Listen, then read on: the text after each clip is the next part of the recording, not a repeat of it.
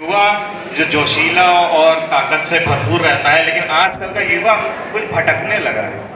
आजकल का युवा बड़े इजीली भटक जाता है, कोई भी चीज़ में, कोई मैटर में अगर ले लो तो बहुत जल्दी भटकता है। और हम लोग को जब बचपन में थे, हम लोग को एक चीज़ सिखाई जाती थी कि हर चमकती हुई चीज़ सोना नहीं है, लेकिन हम लोग इतना भटके हुए लोग हैं कि बहुत जल्दी भटकते हैं हर चीज़ को लेकर। और अट्रैक्शन आर डिस्ट्रैक्शंस, वीडियो बनाते अट्रैक्शंस आर डिस्ट्रैक्शंस, हम लोग को सबको पता है। हम लोग ऐसी जगह चले जाते हैं क्योंकि जो ड्रग्स होते हैं और टोबैको होता है, वो चीज़ हम लोग को ईजिली अट्रैक्ट कर देता है और हम लोग उसी के पीछे जाके अपनी पूरी लाइफ बर्बाद कर देते हैं। हम लोग अपने करियर के साथ भी ऐसा ही करते हैं। जब हम लोग के करियर चूज़ करने की बारी आती है तो हम लोग अपनी काउंसलिंग नहीं करवाते, बस अपनी भीड़ को देखते हुए हम लोग किसी भी चीज़ से अंधों की तरह भागते चले जाते हैं जहाँ भीड़ जा रही है। हम लोग के लिए हमारे टीचर्स, हमारे पेरेंट्स सब बैठे हैं और हमारे सीनियर्स भी बहुत अच्छी हम लोग की हेल्प कर सकते हैं सब चीज़ों में कि हम लोग आगे बढ़ें। लेकिन हम लोग कभी काउंसलिंग नहीं करवाते, बस भीड़ के आगे भागते चले जाते हैं और जब रिजल्ट आता है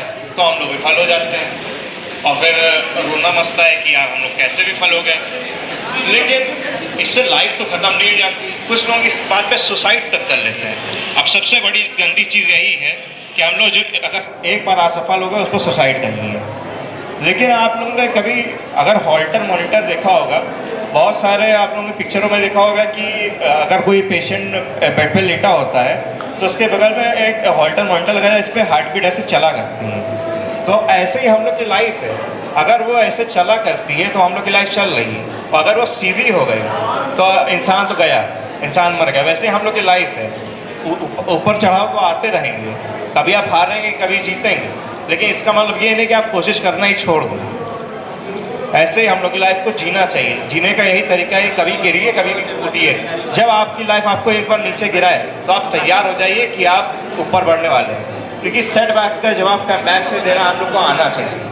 हम लोग को अपना पास्ट एनालिसिस करना चाहिए, फ्यूचर की प्लानिंग करना चाहिए और प्रेजेंट में वर्क करना चाहिए। एक स्टोरी है, हम लोग की क्या बात है कि इंडियन स्टूडेंट जो भी हैं एग्ज़ाम के दिनों में बड़े डिप्रेशन में आ जाते हैं कि जैसे लगता है क्योंकि पूरे साल पढ़ाई तो किए नहीं होते हैं, आखिरी एक महीने या आखिरी रात को हम लोग पढ़ाई कर रहे होते हैं तो डिप्रेशन में चले जाते हैं। और फिर क्या करते हैं कि हम लोग आखिरी रात जब पढ़ाई कर रहे होते हैं तो डिप्रेशन की अब मैं आगे कैसे करूँगा, क्या करूँगा, इसी में सोचते सोचते हम लोग डिप्रेशन का शिकार बन जाते हैं। लेकिन हम लोग को ऐसा नहीं करना है। हम लोग अगरबत्ती भगवान को दिखाने लगते हैं कि जैसे लगता है कि भगवान ही लिखने वाले हैं हम लोग का कल का एग्ज़ाम, लेकिन ऐसा तो है नहीं। ऐसे साउथ कोरिया में भी है। साउथ कोरिया में सोचा जाता है कि अगर मैं नहा के जाऊंगा जिस दिन एग्ज़ाम है, उस दिन अगर मैं नहा के गया तो हम लोग का ज्ञान जो है पानी के साथ बह जाएगा। ये साउथ कोरिया की सोच है। जैसा हम लोग क्या है, भगवान हम लोग का एग्ज़ाम लिखेंगे वैसे। और ये चीज़ भी गलत ही है। हम लोगों ने यहाँ KDC में आके हमने एक चीज़ देखी कि यहाँ पे लोगों को लगता है कि जो इंग्लिश जानता है वो सब कुछ जानता है। अब उसकी एक मैं इंटरेस्टिंग स्टोरी आप लोगों को बताना चाहता हूँ। एक लड़की से स्टोरी है इस पर कि जैसे कि एक लड़की से मैंने कहा आर यू लुकिंग रेस्प्लेंडेंट, तो उसने कहा नो। अब वो समझ नहीं पाई उस क्वेश्चन को। मैंने क्योंकि उसको टफ वोकेबुलरी यूज़ कर दी तो वो समझ नहीं पाई। अब उसमें क्या हुआ, जैसे उसने ऐसे शॉकिंग चेहरा बनाया जैसे लग रहा है मैंने एटम बम बनाने का फॉर्मूला उससे पूछ लिया। लेकिन अगला क्वेश्चन हमने उससे कहा आर यू लुकिंग गॉर्जियस, तो उसने कहा ऑफ कोर्स यस। अब मैंने कहा कि पहले आपने यस कहा फिर आपने नो कहा, तो उसने कहा कि आपने 2 क्वेश्चन पूछे ना। मैंने कहा हाँ मैंने 2 क्वेश्चन पूछे, लेकिन दोनों क्वेश्चन सिमिलर थे, दोनों एकदम सेम थे। अब उसकी हालत एकदम ख़राब। वैसे ही हम लोग के साथ है। आप लोगों ने कभी जापानीज़ को देखा है, वो लोग कभी इंग्लिश में ज़्यादा बात नहीं करते, वो लोग जापानीज़ में ही बात करते हैं। तो इसके मतलब ये तो है नहीं कि वो नॉलेज में कम है, उनकी नॉलेज हम लोग से बहुत आगे है। आप जानते होंगे बुलेट ट्रेन वहीं से स्टार्ट हुई है। सबसे पावरफुल पासपोर्ट जापान का ही है। तो क्या वो लोग हम लोग से पीछे हो गए? नहीं, ऐसा कुछ नहीं।